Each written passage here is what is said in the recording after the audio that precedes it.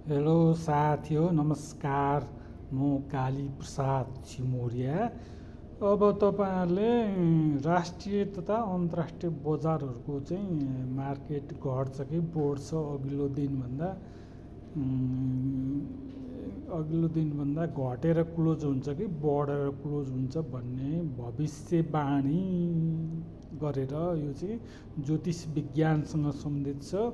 Astrology प्रयोग गरेर तपाईँले चाहिँ वार्षिक करोड रुपियाँसम्म कमाउनु सक्नुहुन्छ है त। इट इज नट बेटिङ, यो चाहिँ बाजी साजी होइन, यो चाहिँ भविष्यवाणी हो। विशुद्ध ज्योतिष विज्ञानको शाखा मार्केट प्रेडिक्सन गर्ने है त। करेक्सन प्रेडिक्सन मेथड युज गरिन्छ।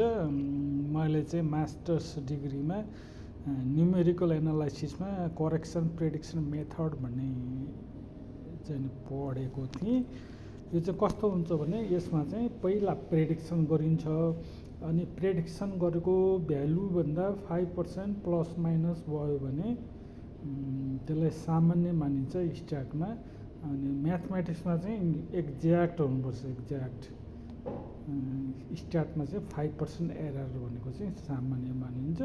अनि 5% चाहिँ पी भ्यालु भयो। 5% भन्दा माथि चाहिँ 5% भन्दा बढी चाहिँ तलमाथि भयो भने प्रेडिक्सन गरेको मिलेन भनेर मानिन्छ, र फेरि त्यसलाई करेक्सन गर्नुपर्ने हुन्छ, समीक्षा गर्नुपर्ने हुन्छ है त साथीहो। यो चाहिँ प्रेडिक्सन गर्ने तालिम अभाइलेबल छ।